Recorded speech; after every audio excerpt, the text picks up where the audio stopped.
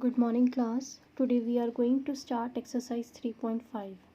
As you all know that this exercise based on the cross multiplication method and जो हमारा CBSE rule है उसके according हमारा जो न्यू सिलेबस आया है आफ्टर द डिडक्शन जो उसमें क्रॉस मल्टीप्लिकेशन मेथड है वो अब हटा दिया गया है। तो जो हमारा क्वेश्चन नंबर 1 था जिसे हमें क्रॉस मल्टीप्लिकेशन मेथड से सॉल्व करना था, अब इस क्वेश्चन को आप किसी भी एक मेथड से सॉल्व कर सकते हैं। या तो आप इसे सब्स्टिट्यूशन मेथड से करेंगे या फिर एलिमिनेशन मेथड से, और ये तब अप्लाई होगा जब हमारे पास सॉल्यूशन कैसा होगा, एक unique solution. So we all know that जब हमारे पास सॉल्यूशन यूनिक सॉल्यूशन होगा तो हमारे पास उसकी कंडीशन क्या होती है। हमारे पास कंडीशन गिवन होती है कि a1/a2 does not equals to b1/b2। जब हमारे पास ये कंडीशन अप्लाई होगी तो दैट मीन्स हमारा सॉल्यूशन कैसा होगा, यूनिक सॉल्यूशन होगा। अगर हमारे पास जो हमारी कंडीशन है वो इस टाइप से आ रही है कि a1/a2 is equals to b1/b2 is equals to c1/c2, तो हमारे पास सॉल्यूशन कैसा होगा, many solution, that means infinite many solution. And अगर हमारे पास जो कंडीशन है वो हमारे पास कुछ इस टाइप से आ रही है कि जो a1/a2 है वो इक्वल टू b1/b2 तो है but does not equals to c1/c2, so that means हमारे पास सॉल्यूशन कैसा होगा, solution does not exist. That means हमारे पास नो सॉल्यूशन होंगे, हमारे पास यहाँ पे कोई भी सॉल्यूशन एग्जिस्ट नहीं करेगा, तो हमारे पास ये कैसी कंडीशन हो जाएगी, no solution. Now let's start with question number 2. Question number 2 is, for which values of a and b does the following pair of linear equations have an infinite number of solution। जब infinite number of solution बोला है तो हमारे पास जो condition है वो आप सबको पता है क्या होती है, a1/a2 is equals to b1/b2 is equals to c1/c2। So सबसे पहले जो हमारे पास इक्वेशन गिवन है उसको हम कंपेयर कर लेते हैं, a1x plus b1y plus c1 is equals to 0, और सेकंड इक्वेशन को हम कंपेयर करेंगे a2x plus b2y plus c2 is equals to 0।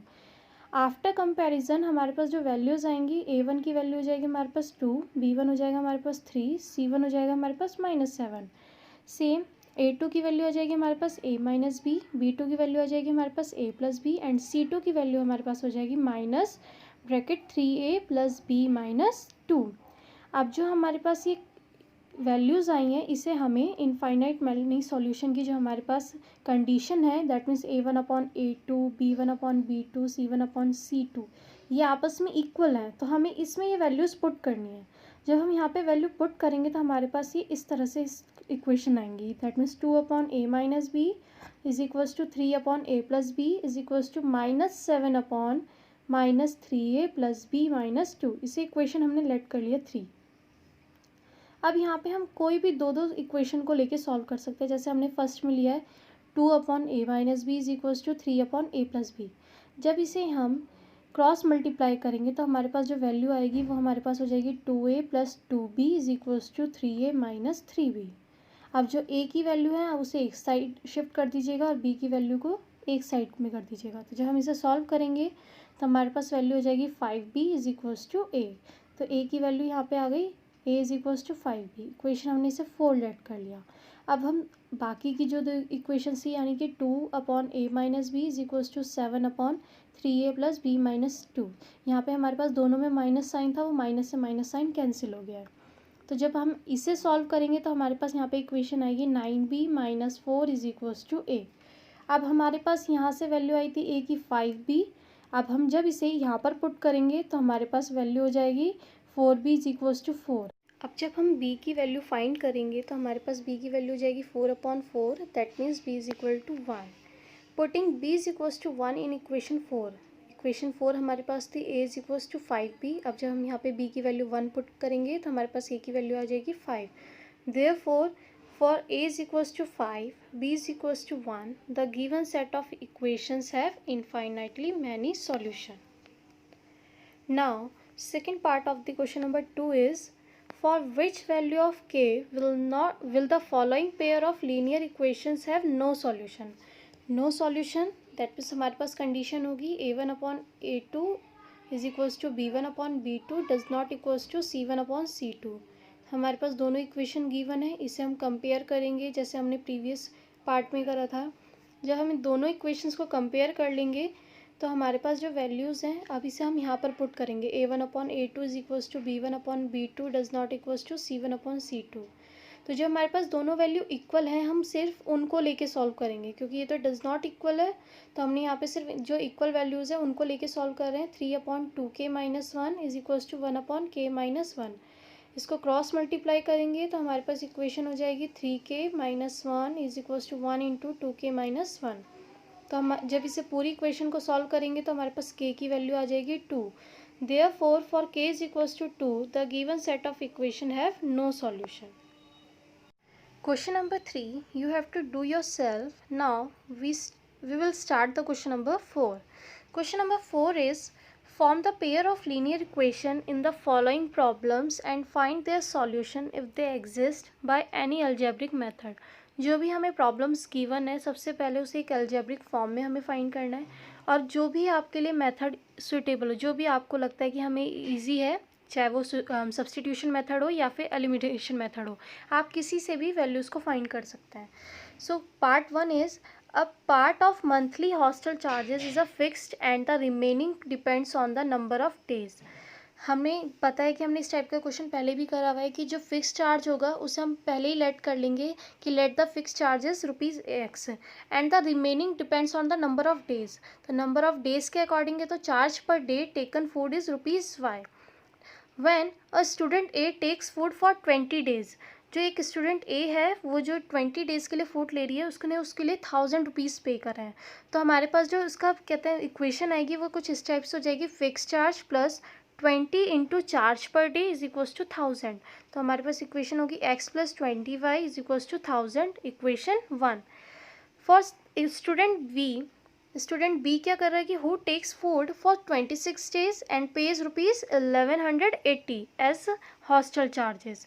अब हम जब इसको सॉल्व करेंगे तो हमारे पास जो इक्वेशन होगी वो हमारे पास क्या हो जाएगी, x into 26y is equals to 1180। हमने सेलेक्ट कर लिया इक्वेशन 2, और हमें फाइंड करना है कि जो हमारे पास फिक्स चार्ज है और चार्ज पर डे है। सो hence our equations are x plus 20y is equals to 1000 and second equation is x plus 26y is equals to 1180। अब from 1 जैसे यहाँ पे मैंने इसे सब्स्टिट्यूशन मेथड से सॉल्व करा है तो सबसे पहले मैंने यहाँ पे x की वैल्यू फाइंड करी है। x की वैल्यू हमारे पास आ गई 1000 माइनस 20y। ये आप किसी भी मेथड से सॉल्व कर सकते हैं। अगर आपको एलिमिनेशन मेथड ज़्यादा ईजी लगता है तो आप इसे एलिमिनेशन मेथड से भी कर सकते हैं। तो जब हमने यहाँ पे x की वैल्यू फाइंड कर ली है तो अब x की वैल्यू को हम इक्वेशन 2 में पुट करेंगे। तो जब इक्वेशन 2 में पुट करा तो हमारे पास वैल्यू हो जाएगी 1000 minus 20y plus 26y is equals to 1180। अब जब हम इस इक्वेशन को पूरी सॉल्व करेंगे तो हमारे पास यहाँ पे सॉल्व करने के बाद y की वैल्यू आ जाएगी 30। अब इस y की वैल्यू को आप किसी भी एक इक्वेशन में पुट कर सकते हैं। तो जब हम इस इक्वेशन में पुट करेंगे तो हमारे पास x की वैल्यू 400 आ जाएगी। So hence x is equals to 400, y is equals to 30 is the solution of the equation. So fix charge हमारे पास हो गए 400 and charge per day 30 rupees.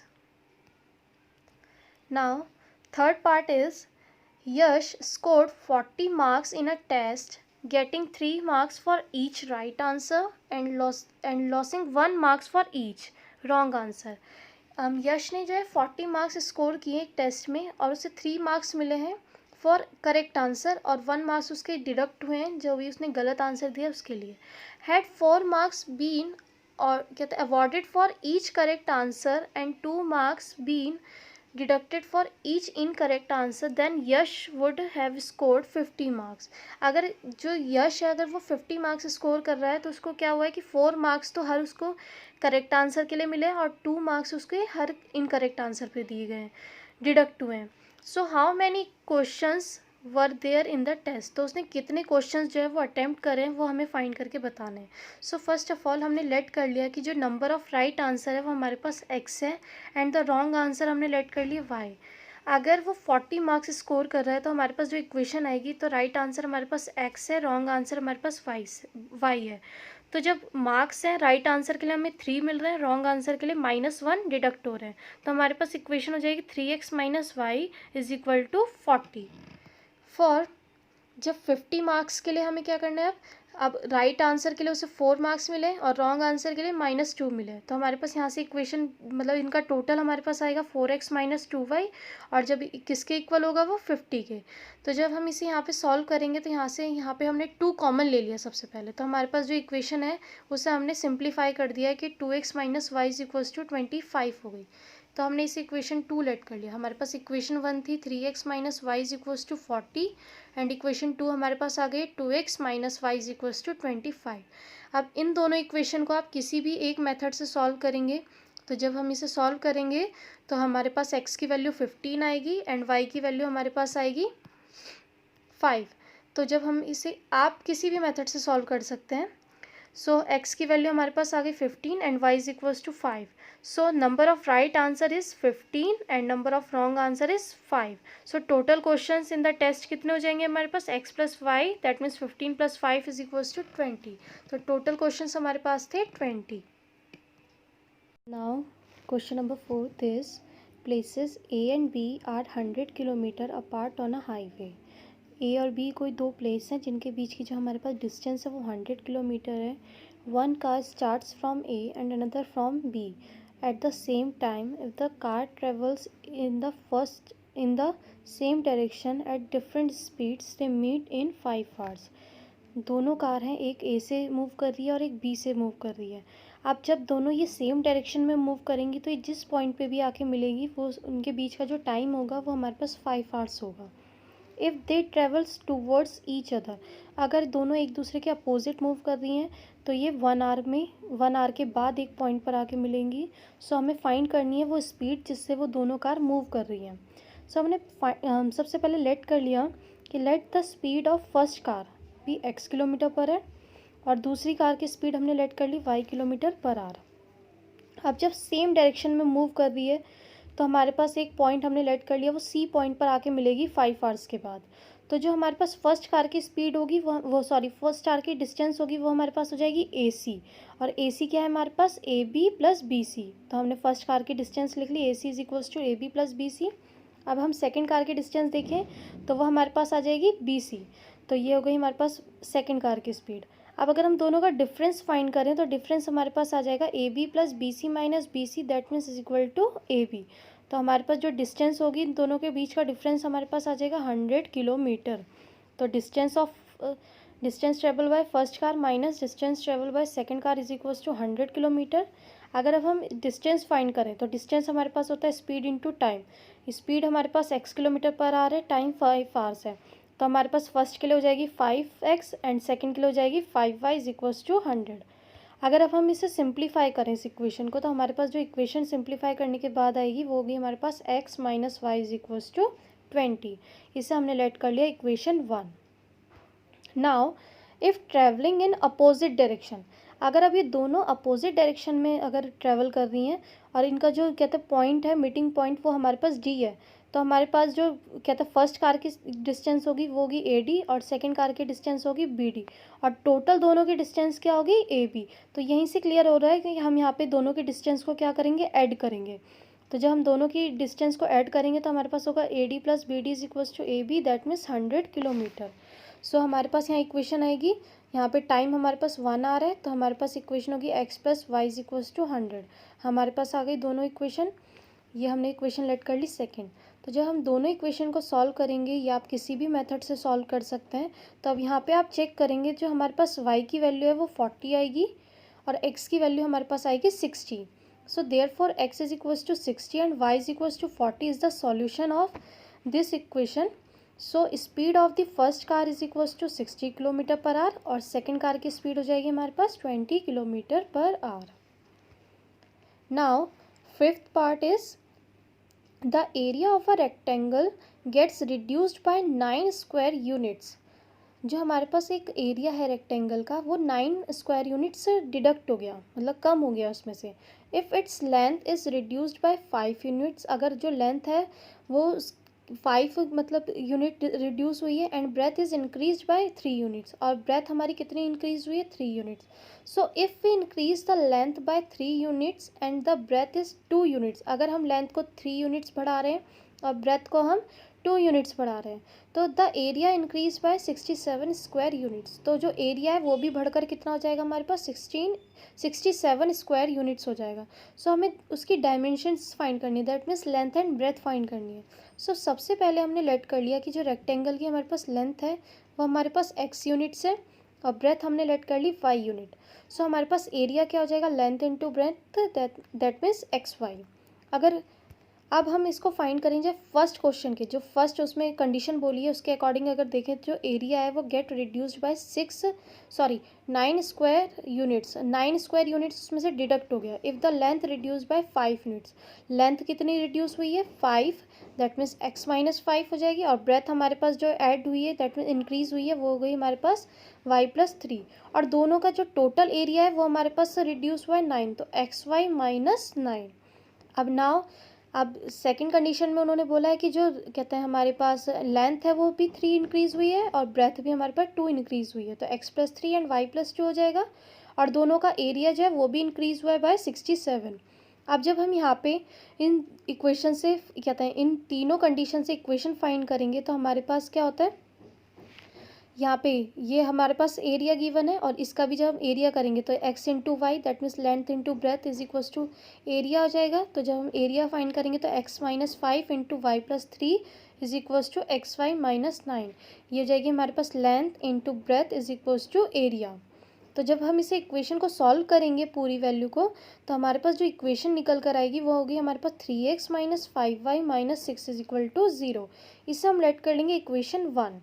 Same अब हमें यहाँ पे करना है, length into breadth is equals to area करेंगे। तो जब हमारे पास इसे सॉल्व करने पर इक्वेशन आएगी वो होगी हमारे पास 2x plus 3y minus 61 is equals to 0। ये हमारे पास इक्वेशन हो जाएगी 2।